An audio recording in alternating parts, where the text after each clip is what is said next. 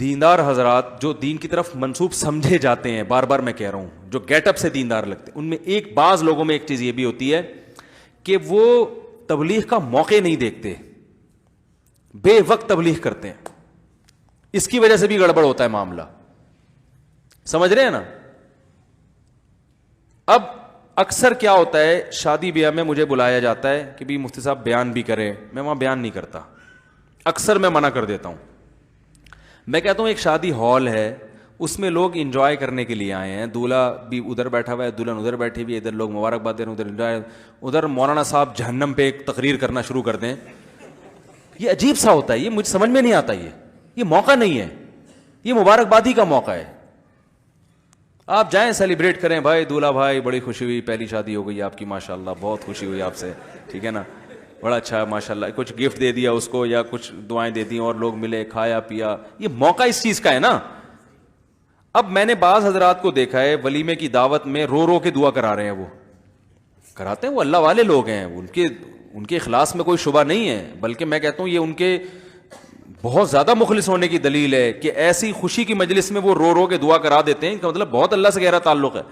لیکن یہ مجھے بے موقع لگتا ہے.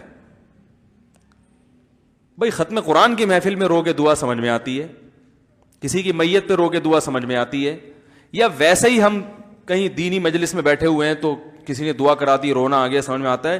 ولیمے کی تقریب ہے خوشی کی، اس میں رو رو کے دعائیں، وہ لوگ ایک تو 3 پیس سوٹ ٹائی پہن کے آئے ہیں، خوشی خوشی، وہ خواتین اتنا پورے ڈسٹمپر کے ڈبے خالی کر کے آئی ہوئی ہیں، صحیح ہے نا؟ حقیقت یہی ہے نا. یہ کس کو بہت زیادہ ہنسی کس کو آ رہی ہے بھائی؟ اچھا، وہ پورے ڈبے خالی کر کے آئی ہوئی ہیں، وہ اس لیے کہ ہم چمکتی ہوئی نظر آئیں اپنی ہم جولیوں کو، اور جناب وہ ادھر دلہن بیٹھی ہوئی ہے، سب خوشیاں مبارکباد ادھر، پھر اے اللہ وہ جہنم سے عذاب سے بچا لے، اے اللہ. وہ بے موقع ہے، یہ کیوں رلا لے وہ لوگوں کو بھائی؟ وہ دولہا پھر کسی اور وجہ سے رو رہا ہوتا ہے، وہ بہانہ کر کے اس میں اپنے آپ کو ایڈجسٹ کر لیتا ہے، اصل میں رونا کسی اور وجہ سے آ رہا ہوتا ہے اس کو، کہ یار ہاں تو کر دی ہے، اب دیکھو ہوگا کیا. میں نے بعض دولہے ایسے بھی دیکھے ہیں، میں تو بہت نکاح پڑھائے ہیں نا میں نے، تو ایسے بھی دولہے عجیب عجیب جب واقعات ہوتے ہیں نا، بڑے عجیب عجیب ہوتے ہیں. ایک دولہا میں نکاح پڑھا رہا ہوں، وہ دولہے کو پسینے چھوٹ رہے ہیں، میں خطبہ پڑھ رہا ہوں نکاح کو، حالانکہ گرمی نہیں تھی، ایسے عجیب اس کی کیفیت بھائی. تو میرا دل چاہ رہا تھا میں اسے بولوں بھائی رکوا لے یار، اگر کوئی اتنا مسئلہ ہے نا، کوئی شادی فرض واجب نہیں ہے، حقیقت فرض نہیں ہے، یہ سنت ہے، ترغیب ہے، لیکن اگر اتنی ٹینشن ہو رہی ہے تو بھائی کوئی ضرورت نہیں یار، جہاں اتنی زندگی گزر رہی ہے بھائی تو اتنی ٹینشن میں.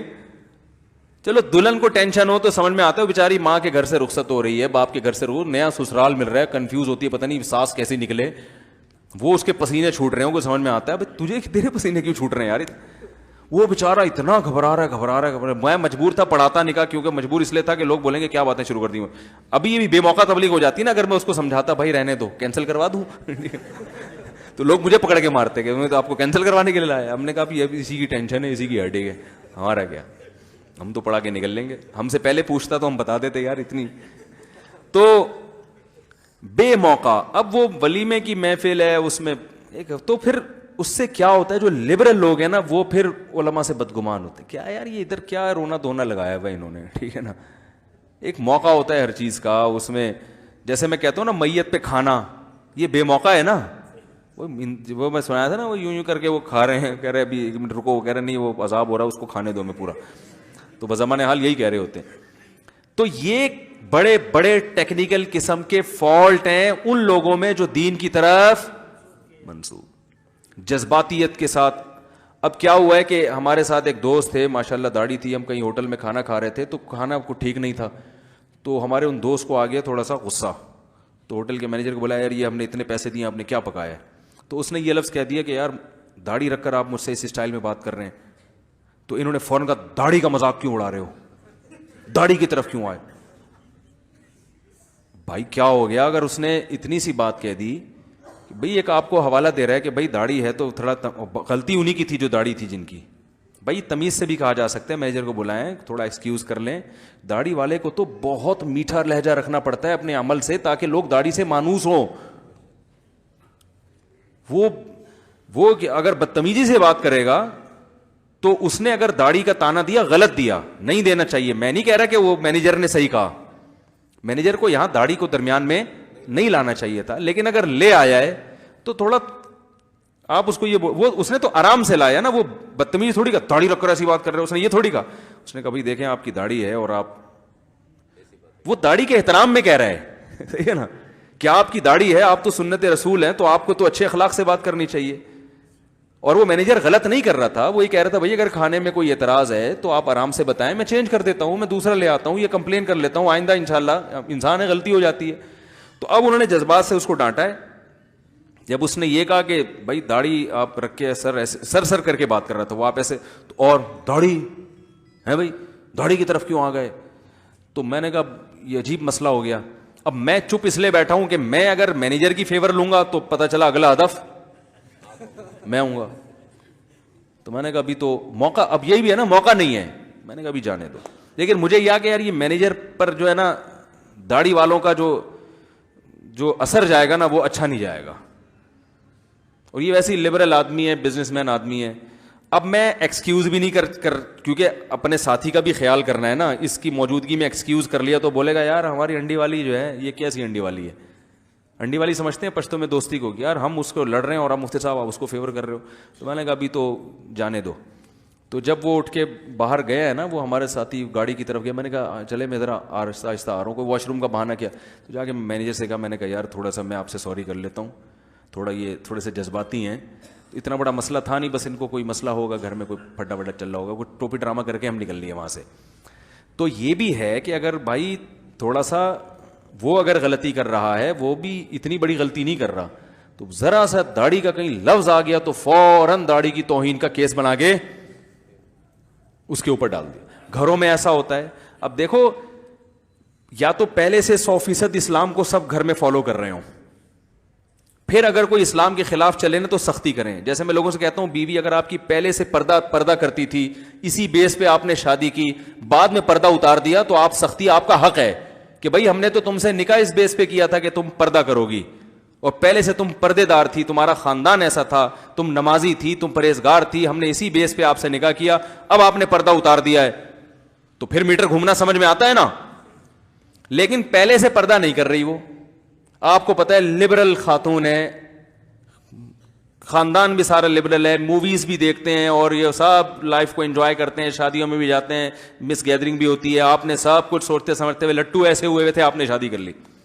اب شادی کے بعد آپ کے لگ گئے تبلیغ میں 4 مہینے, اس کے بعد اب آپ کو یہ بے پردہ عورت ہے, میری غیرت کے خلاف ہے کہ تم میرے دوستوں کے ساتھ جا کے ایسے مل رہی ہو.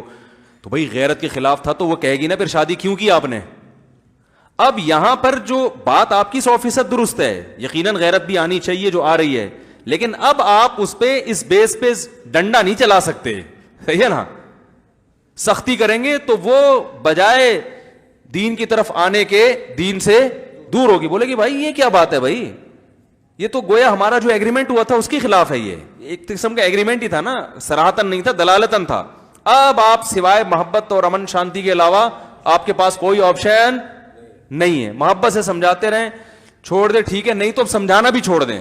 بعض لوگ زچ کرتے ہیں بار بار ایک ہی بات کو ریپیٹ کر کے, وہ پھر جب ایک ہی بات کو بار بار ریپیٹ کریں تو بات صحیح بھی ہوتی ہے تو آدمی کو غصہ آ جاتا ہے.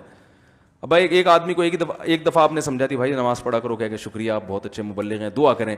پھر آپ کہہ رہے ہیں بھائی ابھی بولا ہے نا میں نے نماز پڑھا کرو. اب آپ اس کے ایمان سے کھیل رہے ہیں. آپ وہ بدتمیزی نہیں کر رہا, کہہ رہے یار میں نماز کا انکار کروں گا کافر نہ ہو جاؤں, جو نماز کی دعوت دے رہا ہے اس کو میں منع کروں گا تو وہ ایسا نہ ہو بڑا گناہ ملے مجھے. وہ بیچارہ صبر کر کے ٹھٹرا ہوا بیٹھا ہوا ہے کہ چلو نماز نہیں پڑھنے کا گناہ ہے, کم از کم نماز کی دعوت دینے والے کا اکرام تو کر رہا ہوں نا. تو 2-3 دفعہ میں تو آپ کو چائے کا بھی پوچھے گا. پھر آپ نے کہا بھائی نماز پڑھو, ابھی بولا تو ہے, آپ کو ٹائم دیکھو, کہ جہنم میں جانے کا آپ کو شوق ہے کیا, آپ کو پتہ نہیں نماز فرض ہے. جب 3-4 دفعہ آپ چاہے محبت سے بھی ریپیٹ کریں, اب اگر وہ غصہ کرتا ہے اور وہ کوئی الٹی سیدھی نمازیوں کے لیے الفاظ استعمال کرتا ہے, اب نمازی بھی سارے ہم نے دیکھے ہیں 2 نمبر ہوتے ہیں, اب تم بڑے نماز, ہمیں پتہ ہے تمہارے گھر میں کیا ہو رہا ہے اور تم رشوت کتنی لے رہے ہو, اب سب پتہ ہے, ادھر داڑیاں رکھ کے نمازی, وہ غلط کر رہا ہے, لیکن اس غلطی پر اس کو ابھارا کس نے ہے, آپ کے عمل نے. تبھی تبلیغ والے کیا کرتے ہیں, دیکھو گشت کرتے ہیں نا, ہمارے اندر دین آ جائے, ساری دنیا کے اندر دین آ جائے, اس کے لیے بھائی محنت ہو رہی ہے, مسجد میں جماعت آئی ہوئی, آپ آئیں گے نا؟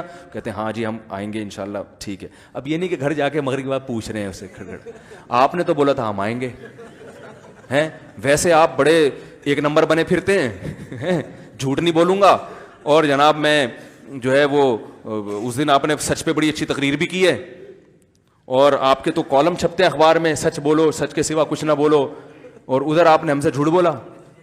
تو تبلیغ میں کوئی نکلتا, پھیلتا کام کچھ بھی نہیں ہوتا.